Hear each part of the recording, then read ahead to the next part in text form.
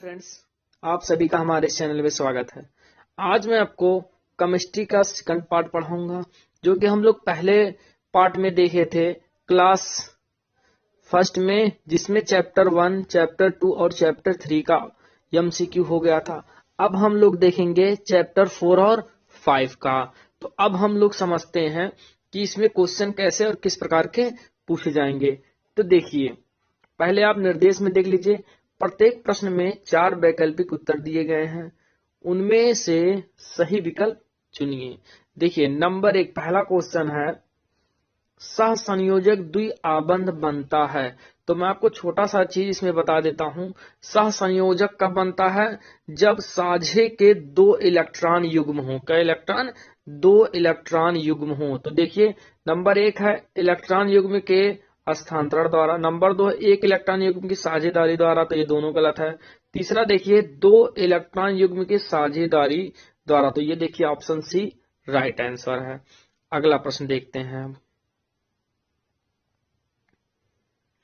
देखिए, प्रश्न नंबर 2 है, कार्बन 2,4 ये इसका इलेक्ट्रॉनिक विन्यास किया गया है, क्योंकि कार्बन का जो परमाणु क्रमांक होता है वो 6 होता है और इसका जो सिंबल होता है वो होता है C।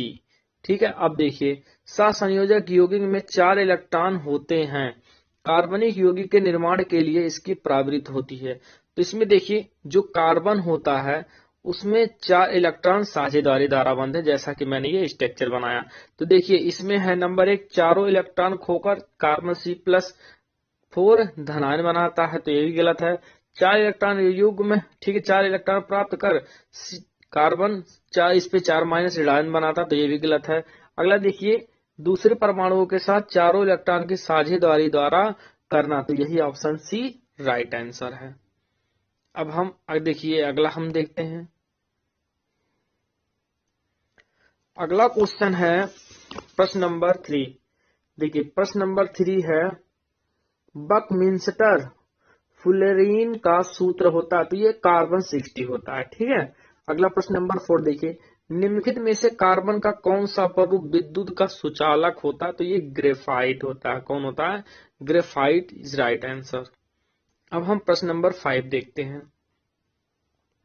देखिए, प्रश्न नंबर 5 है, कार्बन के यौगिकों की संख्या अधिक होती है, इसका कारण है। तो इसका क्या कारण है? देखिए ध्यान से। देखिए, ये क्वेश्चन है प्रोपेनॉल। क्या है? क्वेश्चन नंबर 12 है। क्वेश्चन नंबर 12 में पूछा जा रहा है प्रोपेनॉल है। तो क्या है प्रोपेनॉल? तो देखिए, प्रोपेनॉल का जो राइट आंसर है, पहले ये समझ लीजिए, प्रोपेनॉल 3 कार्बन होगा। कितने कार्बन होंगे? 3 कार्बन। और एल्कोहल की तरह इसमें पूछा है, तो ओ ये सब में है, इसका मतलब सब एल्कोहल है। देखिए, प्रोपेनॉल C3 तो एल्किल समूह में आते हैं। तो C3 इसका दुगुना का एक ज्यादा हाइड्रोजन, 3 दूना 6 और 1 7, और ये हो जाएगा OH। इसका मतलब डी इज राइट आंसर। ठीक है। अब हम 13 नंबर देखते हैं। प्रश्न नंबर 13 में है, ब्यूटेनोन। देखो, ये नोन ओन आ गया, इसका मतलब क्या जुड़ा होगा इसमें? अंत में ओन है। तो देखिए, ओन जो होता है ये CO कीटोन से जुड़ता है। किसमें जुड़ता है? कीटोन में। तो देखिए, क्रियात्मक समूह है तो ब्यूटेनोन, ये देखो बी इज राइट आंसर, क्योंकि CHO होता है एल्डिहाइड, OH एल्कोहल होता है, और COOH क्या होता है? मोनोकार्बोक्सिलिक अम्ल। हमसे ब्यूटेनोन पूछा गया, मतलब कीटोन, तो बी इज राइट आंसर। अब हम अगला समझ लेते हैं 14 नंबर। देखिए, 14 नंबर है, एल्केनों का समान सूत्र। देखो, एल्केन का सूत्र होता है CnH2n और +2। ठीक है, ये पहला आंसर राइट है। इसी प्रकार एल्कीन अगर पूछा जाएगा तो CnH2n होता है। ठीक है। अगर एल्काइन पूछा जाए तो उसका सूत्र होता है CN, ठीक है, CnH2n-2 होता है। ठीक। तो अब हम समझते हैं अगला क्वेश्चन। 15 नंबर क्वेश्चन है। देखिए, ये देखिए, निम्नलिखित में एल्कीन का सूत्र है। तो देखिए, एल्कीन का सूत्र देखिए पूछा जा रहा है। अभी हमने देखा एल्कीन या एल्कीन रहेगा तो उसका सूत्र CnH2n। ठीक है, ये एल्कीन है। अब इसमें देखा जाए तो 3 कार्बन है, तो n का मान हो गया 3, तो 3 दूना 6। तो देखिए, ये बीज राइट आंसर होगा। अब हम लोग अगला देखते हैं 16 नंबर। देखिए, 16 नंबर क्वेश्चन में एल्काइनों क्या, एल्काइनों का सूत्र अभी हमने बताया, CnH2n और -2 होता है एल्काइन का सूत्र। तो देखिए सी इज राइट आंसर। अब हम अगला क्वेश्चन देखते हैं।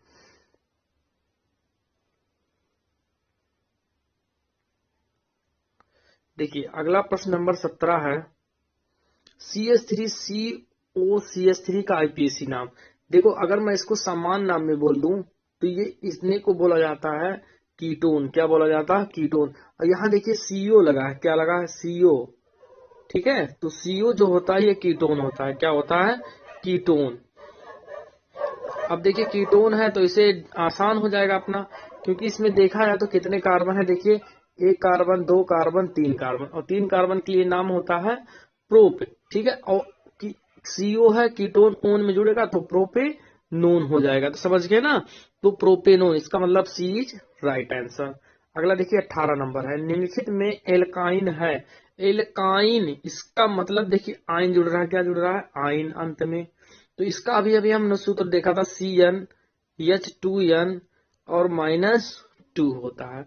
तो देखिए इसका मतलब, इसे हम देखें ध्यान से, तो अगर हम 3 कार्बन के लिए देखते हैं तो 3 यहां रखेंगे, 3 दूना 6 में से 2 चला जाएगा, 4 आ जाएगा। ठीक है, तो इसका मतलब यहां देखें ध्यान से, तो डी इज राइट आंसर। अब हम 19 नंबर क्वेश्चन देखते हैं। देखिए 19 नंबर है, निम्नलिखित में सजातीय युग्म है। तो सजातीय युग्म इसमें कौन है, तो सब लोग जानते होंगे, HCHO तथा CH3CHO।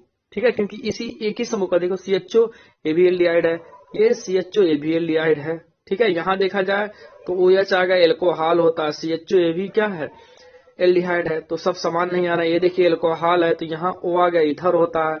ये मेथेन एल्केन समूह का है, ये दुगुना है, दो गुना गुना है, तो देखिए 2 गुना 4 ये भी है, तो ये एल्कीन का है। तो ये सब नहीं है, तो सजातीय श्रेणी इसका सी इज राइट आंसर। अगला देखिए एथिल एल्कोहल का, देखिए 20 नंबर है, एथिल एल्कोहल का आईपीएसी नाम। तो एथिल एल्कोहल का सूत्र देखिए, जो होता है C2H5OH। ठीक है, ये है एथिल एल्कोहल। और एथिल एल्कोहल का आईपीएसी नाम, तो देखा जाए इसमें 2 कार्बन है, तो एल्कोहल में आल जुड़ता है तो एथेनॉल हो जाएगा, ए इज राइट आंसर। अगला नंबर 21 देखिए, एल्डिहाइड का आईपीएसी नाम। देखिए पहले ये समझ लीजिए एसिटल्डिहाइड पूछा रहा, क्या है, एसिटल्डिहाइड। तो देखिए ये होता है सूत्र CH3CHO, ये एसिटल्डिहाइड। तो एसिटल्डिहाइड में देखिए 1 कार्बन, 2 कार्बन, 2 कार्बन के लिए नाम होता है एथ। तो देखिए एल्डिहाइड में जो होता है CHO का पहचान है इसका, इसमें एल जुड़ता है तो हो जाएगा 2 कार्बन के लिए एथेनेल। क्या हो जाएगा, एथेनेल। तो बी इज राइट आंसर। अब हम 22 नंबर का क्वेश्चन देखें, एसीटोन का यूपीएसी नाम। एसीटोन का अभी अभी हमने सूत्र देखा था, क्या, CH3COCH3। अब देखो एसीटोन का आईपीएसी नाम, 1 कार्बन, 2 कार्बन और एक यहाँ 3 कार्बन। 3 कार्बन के लिए नाम क्या होगा, प्रोप। और एक कीटोन में अभी हम लोगों ने देखा था ओन जुड़ता है, तो ये हो जाएगा प्रोपेनोन। तो बी इज राइट आंसर। देखिए मैंने आईपीएसी का 2 वीडियो बना है, जिसमें मैंने सारा आईपीएसी बता दिया है, उसमें कैसे उसका नाम रखते हैं, कैसे उसका स्ट्रक्चर बनाते हैं, वो वीडियो आप लोग जरूर देख लें। ठीक है, अब हम देखते हैं अगला क्वेश्चन 23 नंबर। देखिए 23 नंबर में है, एस्टिक अम्ल का आईपीएसी नाम। देखिए इसका पहले सूत्र समझते हैं। तो इसका सूत्र होता है CH3COOH, इसी को हम लोग सिरका भी बोलते हैं। ठीक है, अब समझिए, देखिए तो इसका सूत्र हो गया, देखिए CH3COOH, 2 कार्बन है और 2 कार्बन के लिए नाम होगा एथ। देखो ये COOH है, इसको बोलते हैं मोनोकार्बोक्सिलिक अम्ल, और इसमें ओइक अम्ल जुड़ता है तो मेथ एथनोइक अम्ल हो जाएगा। इसका मतलब बीच राइट आंसर। अगला 24 नंबर देखते हैं। ठीक है, 23 नंबर आप लोग देख लिया, 24 नंबर देखते हैं। देखिए 24 नंबर में बोल रहा है, प्रोपेन का रासायनिक सूत्र। प्रोपेन, देखो अंत में एन आ गया। क्या, देखिए पहले नंबर 1 कार्बन होता तो मेथ होता है, तो पहला नंबर ये गलत हो गया, क्योंकि प्रोपेन पूछा है, 2 कार्बन होता है तो एथ होता है, तो इसका मतलब ये भी गलत हो गया। अगला 3 कार्बन के लिए क्या नाम होता है, प्रोप। तो यहाँ पर देखें तो यही C is right answer, B is right answer, क्योंकि 3 दूना 6 और 1 7, क्योंकि इसका समान सूत्र देखें तो CnH2n और +2 होता है। ठीक है, अब हम अगला क्वेश्चन देखते हैं। ये देखिए 25 नंबर, काफी अच्छा क्वेश्चन है। 25 नंबर है, मार्स गैस का रासायनिक सूत्र। मीथेन को बोलते हैं, तो यह है इज राइट आंसर। ठीक है, अगला देखिए, एल्कीन श्रेणी का प्रथम सदस्य, देखिए एल्कीन, ठीक है, तो इसका सूत्र अभी हम लोगों ने देखा था CnH2n। अगर हम एक रखें तो देखो हमारा आ जाएगा CH2, अगर हम दो रखें तो C2H4 आ जाएगा, आएगा कि नहीं। क्या देखो ये CH2 है और सजातीय श्रेणी में CH2 का जब तक अंतर नहीं होगा तब तक हम IUPAC नाम नहीं लिख सकते। इसका मतलब इसका जो प्रथम सदस्य होगा वो C2H4 होगा, तो दो कार्बन है तो इसका मतलब हो जाएगा एथिलीन, तो सी इज राइट आंसर। अब हम 27 नंबर देखते हैं। 27 नंबर में है असंतृप्त हाइड्रोकार्बन, मतलब असंतृप्त हाइड्रोकार्बन में क्या होता है, तो ये देखिए ध्यान से, देखो इसमें जानते हैं द्विबंध या त्रिबंध होते हैं, मैंने अभी पहले से बताया। इसमें कार्बन कार्बन दो बंध या कार्बन कार्बन त्रिबंध दिखे उसे हम असंतृप्त कहते हैं। ठीक है, हाइड्रोकार्बन। अब हाइड्रोकार्बन है तो कार्बन और हाइड्रोजन के सिवा कोई और तत्व ना दिखे। अब अगला प्रश्न देखिए, अगला है असंतृप्त हाइड्रोकार्बन है, ठीक है, असंतृप्त हाइड्रोकार्बन है, तो देखो ये है मेथेन, ये है एथेन, ये तो OH आ गया, ये तो वैसे ही हाइड्रोकार्बन नहीं कहलाएगा क्योंकि इसमें कार्बन और हाइड्रोजन आना चाहिए। देखो ये भी एल्केन सीरीज का, ये भी एल्केन का है, यही अपना क्या है, सी इज राइट आंसर, C2H4, क्योंकि इसका structure carbon carbon double bond बनता। ठीक है, अब 29 नंबर देखते हैं। देखिए 29 नंबर है निम्नलिखित में विविध श्रृंखला यौगिक है, तो निम्नलिखित में विविध श्रृंखला यौगिक कौन है, तो ये है एथेन। ठीक है, क्योंकि विविध को हम लोग कार्बन कार्बन एक श्रृंखला जिसको संतृप्त हाइड्रोकार्बन कहते हैं। अब हम अगला क्वेश्चन देखते हैं। देखिए 30 नंबर क्वेश्चन है संकलन अभिक्रिया होती है, तो संकलन अभिक्रिया क्या होती है, तो ये असंतृप्त हाइड्रोकार्बन द्वारा होती है। ठीक, अगला 31 नंबर प्रश्न देखिए। 31 नंबर प्रश्न है CH4 है और प्लस इसमें बना हुआ है Cl2 और इसके साथ क्रिया करके बना CH3 Cl प्लस HCl का उदाहरण, तो आप लोगों ने पहले चैप्टर में ही देखा था, तो ये किसका उदाहरण है, प्रतिस्थापन अभिक्रिया का। अगला प्रश्न देखिए, अगला प्रश्न नंबर 32 है बकमिंस्टर फ्लोरीन एक अपर रूप है, तो इसका सूत्र हम लोगों ने देखा था C60, तो इसका मतलब है किसका अपर रूप है, कार्बन का। ठीक, अगला देखिए 33 नंबर क्वेश्चन है कठोर जल में होता है, तो कठोर जल में क्या होता है, कैल्शियम पे डबल प्लस चार्ज और मैग्नीशियम पे डबल प्लस चार्ज, का मतलब सी इज राइट आंसर। अगला 34 नंबर देखिए। 34 नंबर में है, देखिए जब एथेनॉल को H2SO4 के साथ 160 से 170 डिग्री सेंटीग्रेड पर गर्म करते हैं तो उत्पादित यौगिक का नाम है, मतलब क्या बनता है उससे, तो देखिए 160 से 70 डिग्री सेंटीग्रेड पर जब एथेनॉल गर्म करते हैं तो इससे एथिलीन बनता है। ठीक है, अगला 35 नंबर देखिए। 35 नंबर क्वेश्चन है, इसमें कह रहा है देखिए एथिल अल्कोहल के विहाइड्रोजनीकरण द्वारा प्राप्त पदार्थ होता है, तो एथिल अल्कोहल के विहाइड्रोजनीकरण द्वारा क्या बनता है, इसका मतलब तो इससे एसिटाल्डिहाइड बनता है। अगला प्रश्न देखिए, अगला प्रश्न नंबर 36 है साबुन के अणु में होता है, तो ये तो बहुत ही आसान है, सभी लोग जानते होंगे। साबुन के जो अणु होते हैं उसमें जल रागी शीर्ष तथा जल विरागी पूंछ होता है, तो जल रागी तथा जल विरागी, इसका मतलब सी इज राइट आंसर। अगला देखिए 37 नंबर है एसिटिक अम्ल में क्या है, देखिए एसिटिक अम्ल में कितने अम्लीय हाइड्रोजन होते हैं, तो आप लोग जानते हैं इसका सूत्र होता है CH3 COOH। कह रहा है इसमें एसिटिक अम्ल में कितने अम्लीय H हाइड्रोजन परमाणु होते हैं, तो कितने, ये देखो COOH, इसी को मोनोकार्बोक्सिलिक अम्ल कहते हैं, इसका मतलब एक इज राइट आंसर। अगला देखिए 38 नंबर क्वेश्चन है एक एल्कोहल और अम्ल के मध्य अभिक्रिया कहलाती है, मतलब एल्कोहल और अम्ल के साथ क्रिया कर देंगे तो ये तो सभी लोग जानते हैं क्योंकि बहुत ही इंपॉर्टेंट है स्थिरीकरण, जिसे स्थिरीकरण कहते भी हैं। अगला देखिए, अगला क्वेश्चन नंबर 39 है। देखिए 39 नंबर है, तेलों और वसाओं से साबुन बनाने में प्रयुक्त पदार्थ। तो देखो क्या क्या उपयोग होता है इसमें, NaOH उपयोग करते हैं, ठीक है, या फिर कि OH उपयोग करते हैं, मतलब सोडियम हाइड्रोक्साइड या पोटेशियम हाइड्रोक्साइड। सोडियम हाइड्रोक्साइड दिया, यह आंसर हो जाएगा। अगला देखो 40 नंबर है। 40 नंबर प्रश्न है, साबुन किस प्रकार का यौगिक है। ये तो सभी लोग जानते होंगे, लवण है, ठीक है।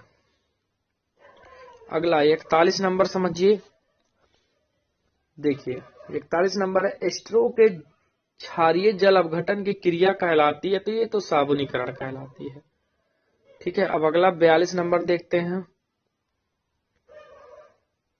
देखो इसमें लिखा है निम्नलिखित में से, ठीक है, निम्नलिखित में से साबुन है। तो साबुन क्या है इसमें, तो देखो हम लोग जो साबुन बनाते हैं वो तेलों और वसाओं से क्रिया कराते हैं, ठीक है। तो पहला देखिए CH3CO CO C17H35 एफिशिएंट देखे तो पहला नंबर एक जो है इसको हम लोग बोलते हैं तेल या वसा का सूत्र। तो इसमें हमसे बोला निम्नलिखित में से साबुन है, मतलब साबुन में क्या पाया जाता है। और दूसरा इसमें ऑप्शन में देखिए ये है CH3OH, फिर है CHOH और फिर है CH2, इसको ये ग्लिसरीन का सूत्र है। तो यही राइट आंसर है, ठीक है, क्योंकि साबुन और ग्लिसरीन ही बनता है।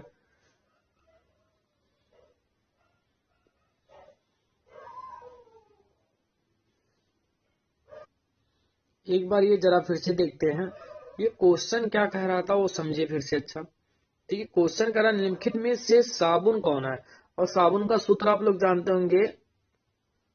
देखिए फिर से ध्यान से, साबुन का सूत्र होता है C17H35 COONA या फिर K लगता है, ठीक है। तो हमें साबुन है, मतलब साबुन पूछा जा रहा कौन है। तो यहाँ देखिए ध्यान से, तो ये C देखें इसका, तो C इज राइट आंसर, क्योंकि ये साबुन है ही, सूत्र ही है, ठीक है। वो हमने ग्लिसरॉल बोल दिया, ध्यान नहीं दिया। अगला क्वेश्चन देखिए 43 नंबर। 43 नंबर क्वेश्चन देखिए, 43 नंबर क्वेश्चन कह रहा है मृदु साबुन बनाने के लिए आवश्यक पदार्थ है। देखिए साबुन दो प्रकार के होते हैं, कठोर साबुन और एक होता है मृदु साबुन। तो हमसे पूछा जा रहा है मृदु साबुन बनाने के लिए आवश्यक पदार्थ है, तो इसमें आवश्यक पदार्थ क्या होता है, कास्टिक पोटास, ठीक है। अगला देखिए 44 नंबर क्वेश्चन क्या है, साबुन में झाग उत्पन्न करने वाला पदार्थ, ये रेजिन होता है। बहुत ही आसान क्वेश्चन था ये, ठीक है। अब अगला हम 45 नंबर देखते हैं। देखिए 45 नंबर क्वेश्चन है, निम्नलिखित में असंतृप्त यौगिक है। तो निम्नलिखित में असंतृप्त यौगिक आप भी जानते हैं, कार्बन कार्बन डबल बॉन्ड हो या तो कार्बन कार्बन ट्रिपल बॉन्ड हो तो उसे असंतृप्त बोलते हैं। यहाँ देखिए तो ये एल्कीन का सूत्र से फॉलो कर रहा है, क्योंकि इसको अगर हम स्ट्रक्चर बनाते हैं तो कार्बन कार्बन डबल बॉन्ड और हाइड्रोजन लगते हैं, ऐसे देखिए, ठीक। यहाँ देखें अगर तो कार्बन कार्बन डबल बॉन्ड है, इसका मतलब डी इज राइट आंसर। और अगला 46 नंबर क्वेश्चन देखते हैं। देखिए 46 नंबर कह रहा एल्काइन का सूत्र है, एल्काइन अंत में आइन जुड़ रहा है इसके, इसका मतलब हो गया, इसका सूत्र हम लोगों ने देखा था CnH2n और -2 होता है।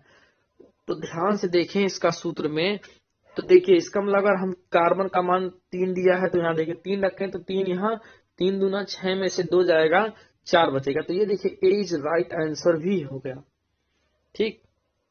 अब हम देखते हैं इस चैप्टर का आखिरी और अंत क्वेश्चन, ठीक है। देखिए अगला 47 नंबर, प्रोपेन का आणविक सूत्र C3H8 है। इसमें है तो क्या है, जैसे बोल रहा है नंबर 1 10 सह संयोजकाबंध, 7 सह संयोजकाबंध, 8 सह संयोजकाबंध, 9 सह संयोजकाबंध। तो देखिए प्रोपेन का आणविक सूत्र में C3H8 में जो होता है ये होता है 10 सह संयोजक आबंध से मिलकर बना होता है, ठीक है। तो ये चैप्टर था कार्बनिक यौगिक, ठीक है, चौथे लेसन का था, ठीक, जो आप लोगों को काफी आसान लगा होगा। ठीक, तो अब हम समझते हैं इसी प्रकार अगले लेसन का। आप लोग आईपीसी का जो हमने 2 वीडियो डाला उसे आप पूर्ण रूप से देख लेंगे, ताकि आप लोगों में जो एग्जाम में आए उसे आप आसानी से कर सकें। तो हम अगले चैप्टर को अब देखते हैं। तो अब हम देखते हैं लेसन नंबर 5 का, ये बहुविकल्पीय प्रश्न, जो कि लेसन नंबर 5 है, तत्वों का आवर्त वर्गीकरण। अब इसमें हम लोग सीखेंगे क्वेश्चन नंबर 1 का जवाब। देखते हैं क्या पूछा है क्या, ठीक है, देखते हैं क्वेश्चन नंबर 1। तो देखिए क्वेश्चन नंबर 1 पूछ रहा है, ठीक है, देखिए डोबेराइनर त्रिक, ठीक है, Cl, Br व I में Cl व I के परमाणु द्रव्यमान क्रमशः 35 व 127 है। Br का परमाणु द्रव्यमान बताइए। तो देखिए डोबेराइनर का त्रिक नियम क्या होता था, जो पहला प्लस तीसरा का जो औसत होता है वो दूसरे के बराबर होता है। इसका मतलब 35 और 127 अगर हम जोड़ लें, 2 से भाग दें, तो वो आ जाएगा 81। तो यही राइट आंसर है। अगला देखिए क्वेश्चन नंबर 2 है, ठीक है, तत्वों के उनके परमाणु द्रव्यमानों के आवर्ती फलन होते हैं, यह कथन देने वाला वैज्ञानिक नाम है। तो यह वैज्ञानिक किसने दिया था, मेंडेलीव जी ने दिया था, ठीक है। तो समझिए अब यहां देखते हैं, तो देखिए इसमें किसने दिया था, तो ये D.I. मेंडेलीव जी ने दिया था। अगला समझिए, अगला क्वेश्चन नंबर 3 है, निम्नलिखित में प्रारूपी तत्व कौन सा है। तो जो तृतीय आवर्त के तत्व होते हैं उसे हम प्रारूपी तत्व कहते हैं, जैसे सोडियम हो गया। अगला देखिए क्वेश्चन नंबर 4 है, प्रायः परिवर्तनीय संयोजकता प्रदर्शित करते हैं। तो ये डी ब्लॉक वाले तत्व प्रदर्शित करते हैं, जिसे हम संक्रमण तत्व कहते हैं। अगला चौथा नंबर हो गया। 5वां नंबर क्वेश्चन देखते हैं, इसे थोड़ा सा बड़ा कर लेते हैं। देखिए क्वेश्चन नंबर 5 है इसका, देखिए तत्वों के गुण उनकी परमाणु संख्या के आवर्ती फलन होते हैं, ठीक है। यह कथन किसने किया था, तो यह भी आप लोग जानते होंगे, मोसले जी ने किया था। इनका पूरा नाम एच जे मोसले होता है, ठीक है। अब क्वेश्चन नंबर 6 देखिए, आवर्त सारणी में किसी एक ही समूह के तत्वों में साधारणतया निम्नलिखित में समानता होती है। तो किसमें समानता होती है, परमाणु के वाहतम कोश में इलेक्ट्रॉनों की संख्या। इसका मतलब बीज राइट आंसर। अगला आप 7 नंबर देखते हैं। देखिए 7 नंबर है, आधुनिक आवर्त वर्गीकरण का आधार है। तो आधुनिक आवर्त का वर्गीकरण का आधार क्या था, परमाणु संख्या। अब प्रश्न नंबर 8 देखते हैं। देखिए प्रश्न नंबर 8 है, आधुनिक आवर्त सारणी के दीर्घ रूप में होते हैं। तो दीर्घ रूप में क्या होते हैं, 7 क्षैतिज पंक्तियां तथा 18 ऊर्ध्वाधर कॉलम। तो बी इज राइट आंसर। अगला प्रश्न नंबर 9 देखिए, किसी आवर्त में बाएं से दाएं चलने पर तत्वों की हाइड्रोजन के प्रति संयोजकता होती है। तो क्या होती है, देखिए इसमें एक पहले 1 से 4 तक बढ़ती है, फिर 4 से 1 तक घटती है, ठीक। अगला समझिए, अगला क्वेश्चन है, ऑक्सीजन की संयोजकता होती है। तो देखो ऑक्सीजन का परमाणु क्रमांक 8 होता है, पहले ऑर्बिटल में 2, फिर जाएगा 6। तो देखिए ऑक्सीकरण संख्या, इसमें 8 इलेक्ट्रॉन जाना था, 2 इलेक्ट्रॉन की कमी है, इसका मतलब इसमें ऑक्सीकरण संख्या, इसकी संयोजकता कितनी होगी, 2 होगी। देखिए पिछली बार जो क्वेश्चन पूछा गया था 2022 में, कार्बन की संयोजकता कितनी, तो इसका अगर हम परमाणु क्रमांक 2 फिर 4 करते, ठीक है, तो ये इसकी संयोजकता होती। तो अंत में देखिए 2 और कामा कितना आता, कार्बन का 4, देखिए 2 फिर कामा 4, ये कार्बन का है, तो यही 4 इसकी संयोजकता थी। अगला प्रश्न देखते हैं अब, प्रश्न नंबर 11 देखिए, एक तत्व यम के ऑक्साइड का सूत्र यम ओ है, उसके नाइट्रेट का सूत्र होगा। तो इसके नाइट्रेट का सूत्र है तो सभी बच्चे जानते होंगे MnO3 का होल ट्वाइस, का मतलब बी इज राइट आंसर था इसका।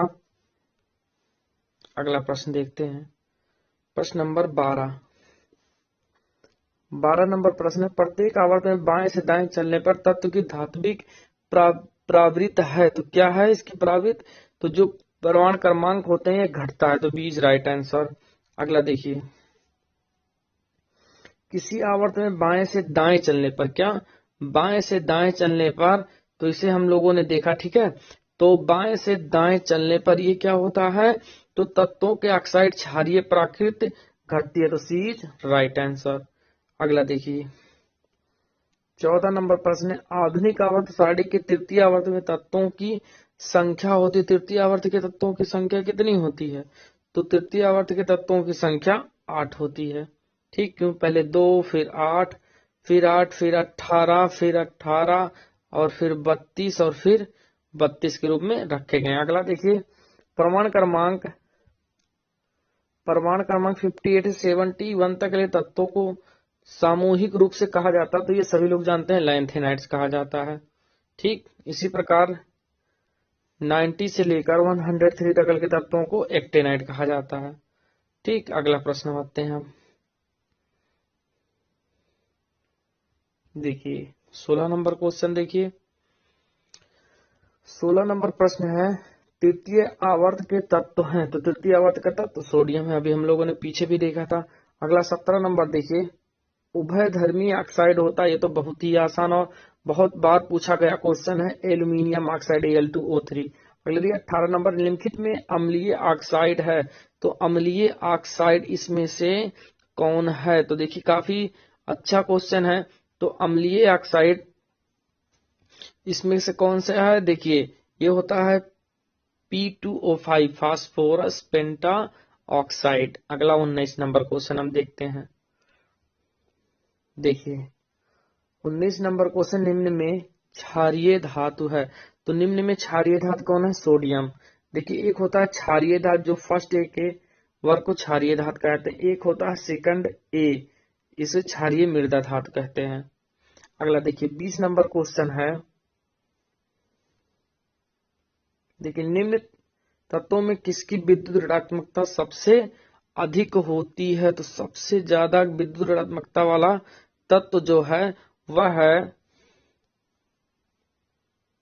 है सोडियम। कौन सा है, सोडियम। अगला देखिए 21 नंबर क्वेश्चन है, यूरेनियम है, तो यूरेनियम क्या है, यह एक रेडियो एक्टिव तत्व है। अगला देखिए 22 नंबर क्वेश्चन है, निम्नलिखित में से कौन विद्युत ऋणात्मक तत्व है, तो यह है ब्रोमीन। अगला 23 नंबर क्वेश्चन देखिए, तत्व जो क्षारीय ऑक्साइड बनाता है का परमाणु क्रमांक है, तो क्षारीय ऑक्साइड बनाने का परमाणु क्रमांक इसमें से 19 है। अगला देखिए 24 नंबर क्वेश्चन है, सर्वाधिक धन विद्युतीय तत्व है, तो सर्वाधिक विद्युत धन तत्व कौन सा है, पोटेशियम। अगला देखिए 25 में नियान है, तो नियान क्या है, अक्रिय गैस है। अगला अब हम समझते हैं 26 नंबर क्वेश्चन, देखिए 26 नंबर क्वेश्चन है, एक तत्व के क्लोराइड का सूत्र MCl2 है, इसके ऑक्साइड सूत्र होंगे, तो इसके ऑक्साइड सूत्र क्या होंगे, MO होंगे। अगला देखिए 27 नंबर क्वेश्चन है,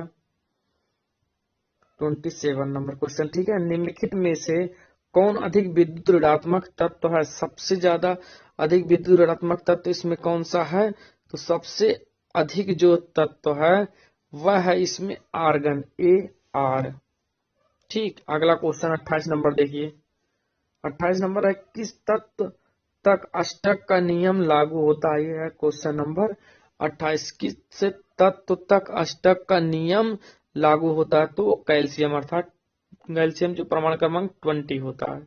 अब 29 नंबर क्वेश्चन समझते हैं, देखिए 29 नंबर क्वेश्चन है, निम्नलिखित में से कौन सा तत्व आसानी से इलेक्ट्रॉन नहीं त्यागता है, तो कौन सा ऐसा तत्व जो इलेक्ट्रॉनिक विन्यास, जैसे देखिए उस तत्व का आसानी से इलेक्ट्रॉन नहीं त्यागता है, तो वो है फ्लोरीन। कौन सा है, फ्लोरीन। अगला 30 नंबर देखिए, 30 नंबर क्वेश्चन है, ठीक है। इलेक्ट्रॉनिक विन्यास 2,8 कितना 2,8 वाले तत्व को आधुनिक आवर्त सारणी में आप किस समूह में पाते हैं? तो ये तो 18वें में पाया जाता है। किसमें पाया जाता है? 18वें में। अब हम आगे देखते हैं अगला क्वेश्चन। देखिए 31 नंबर क्वेश्चन क्या है उसे समझते हैं। 31 नंबर क्वेश्चन देखिए, ध्यान से समझते हैं इसे। देखो 31 नंबर क्वेश्चन, निम्नलिखित में से तत्वों का कौन सा समूह सर्वाधिक गुणों के बढ़ते हुए क्रम में लिखा गया है? तो देखिए कौन सा बढ़ते हुए क्रम में लिया गया है, तो वह है बेरिलियम, मैग्नीशियम, कैल्शियम, अर्थात ए इज राइट आंसर। अगला क्वेश्चन 32 नंबर देखिए, निम्नलिखित में से सर्वाधिक परमाणु त्रिज्या वाला तत्व है? तो सबसे ज्यादा परमाणु त्रिज्या वाला तत्व कौन है? पोटेशियम। अगला देखिए 33 नंबर क्वेश्चन इसका, देखिए 33 नंबर, आवर्त सारणी सबसे अधिक विद्युत ऋणात्मक तत्व किस समूह में उपस्थित है? तो ये काफी अच्छा क्वेश्चन है। तो जो देखिए 17 लिखा है, इसका मतलब 7th ए, ठीक है, मतलब हाइड्रोजन परिवार के तत्व कहलाते हैं। अगला क्वेश्चन 34 नंबर, निम्नलिखित में उपधात वाला युग्म है? तो इसमें से उपधात वाला युग्म कौन सा है? तो आप लोग 2 से 3 तत्व का उपधातु का नाम बताएंगे और उसके सिंबल भी आप लोग कमेंट बॉक्स में कमेंट करेंगे। तो एक बार हम लोग फिर समझ लेते हैं, निम्नलिखित में उपधात वाला युग्म है, मतलब होगा इसमें कौन उपधातु तत्व है? तो आप लोग जानते हैं एस आर्सेनिक, एसबी, एंटीमनी, ये धातु और अधातु में भी हम लोग पढ़े थे। अगला 35 नंबर देखते हैं। 35 नंबर क्वेश्चन है, निम्नलिखित में कौन सा तत्व आसानी से इलेक्ट्रॉन त्यागने वाला है? मतलब कौन सा ऐसा तत्व है जो इलेक्ट्रॉन को आसानी से त्याग देता है? तो वह तत्व है पोटेशियम। अगला देखिए 36 नंबर क्वेश्चन है, 3 तत्व बी बोरान, सिलिकॉन, जी जर्मेनियम, ठीक है तो इसे क्या कहते हैं? तो ये तो सभी लोग जानते हैं, उपधातु है। ठीक, अगला देखिए 37 नंबर क्वेश्चन, देखिए 37 नंबर क्वेश्चन है, प्रमाण संख्या 14 वाला तत्व कठोर है, अम्लीय ऑक्साइड बनाता है तथा सहसंयोजक हाइलाइट बनाता है। यह तत्व निम्नलिखित में किस वर्ग से संबंधित है? धातु, देखिए धातु है, उपधातु है, अधातु है, बाईं ओर का तत्व। 37 का राइट आंसर क्या होगा? उपधातु। अगला देखिए 38 नंबर क्वेश्चन है, आधुनिक आवर्त सारणी को किस वैज्ञानिक ने तैयार किया था? आधुनिक आवर्त सारणी को किस वैज्ञानिक ने तैयार किया था? तो वो बोहर जी ने तैयार किया था। अगला 39 नंबर क्वेश्चन देखते हैं, देखिए ध्यान से। 39 नंबर क्वेश्चन है, एक तत्व की परमाणु संख्या 20 है, कितना है? 20। यह आधुनिक आवर्त सारणी के किस आवर्त का सदस्य है? तो ये तत्व परमाणु संख्या 20 है, इस कितने आवर्त सारणी का है? तो ये चतुर्थ का है। अगला देखिए 40 नंबर, जो इस चैप्टर के लास्ट क्वेश्चन है, कह रहा हाइड्रोजन के गुणधर्म किन 2 समूह के तत्वों से मिलते हैं? देखिए जो फर्स्ट ए होता है और एक होता है 7th ए। फर्स्ट ए को क्षारीय धातु कहते हैं, 7th ए को हाइड्रोजन परिवार के तत्व कहते हैं। तो यहाँ पर देखिए फर्स्ट का मतलब 1, इसका मतलब होता है 17। तो ये देखिए जो बी वाला है 1 और व 17, यही दोनों समूह जो मिलते जुलते हैं, ठीक है। तो 40 का बी इज राइट आंसर। ठीक, तो ये था लेसन नंबर 2 का एमसीक्यू, तत्वों का आवर्त वर्गीकरण। तो इसी प्रकार का वीडियो पाने के लिए आप लोग हमारे चैनल को लाइक, सब्सक्राइब और शेयर करना ना भूलें। वीडियो देखने के लिए धन्यवाद।